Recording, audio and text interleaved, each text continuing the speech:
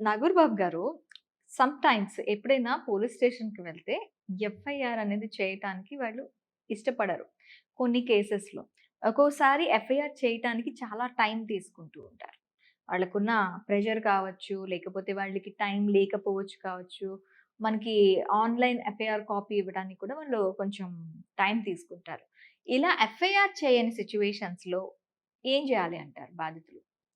FIR చెయ్యకపోవడానికి ఇష్టపడరు అనడం కన్నా కూడా, ఎఫ్ఐఆర్ అనేది జనరల్‌గా చేస్తూనే ఉంటారు. యాస్ పర్ రూల్ 24 అవర్స్‌లో మీరు ఏ కంప్లెయింట్‌తో రిటర్న్ కంప్లెయింట్‌తో వెళ్తే, దాన్ని ఇన్వెస్టిగేషన్ చేయకుండా బేస్డ్ ఆన్ ప్రైమా ఫేసి ఏదన్నా ఉంది, సీరియస్‌నెస్ ఉంది అనుకున్నప్పుడు డెఫినిట్‌గా ఎఫ్ఐఆర్ చేయాల్సిందే. హ్మ్. కంప్లెయింట్ కన్సిడర్ చేసి. లేదు ఇందులో అంత నెసెసిటీ ఏం లేదు.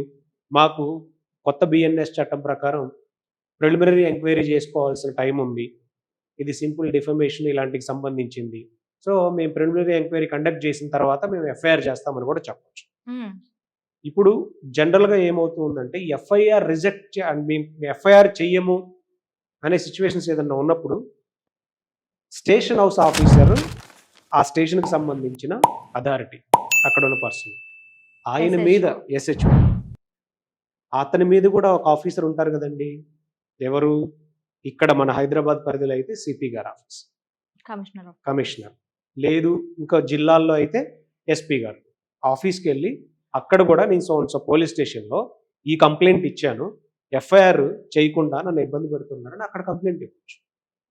లేదు మన ఇక్కడ తెలంగాణ సిపి ఆఫీస్‌లో గూడా ఇక్కడ మనకి అక్నాలెడ్జ్‌మెంట్ ఇస్తారు. హ్మ్. నేను ఇక్కడున్న అన్ని పోలీస్ స్టేషన్స్ ఆల్‌మోస్ట్ చూసాను కాబట్టి, హైదరాబాద్‌లో ఉన్నటువంటి ప్రతి పోలీస్ స్టేషన్‌లో అక్నాలెడ్జ్‌మెంట్స్ ఇస్తూనే ఉన్నారు.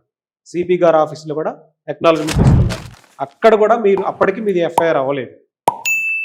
మీకు ఇమ్మీడియేట్‌గా ఏం చేయొచ్చు? డీజీపీ ఆఫీస్‌లో ఇన్వార్డ్ సెక్షన్ అని ఉంటుంది. హ్మ్. అక్కడ ఇవ్వచ్చు.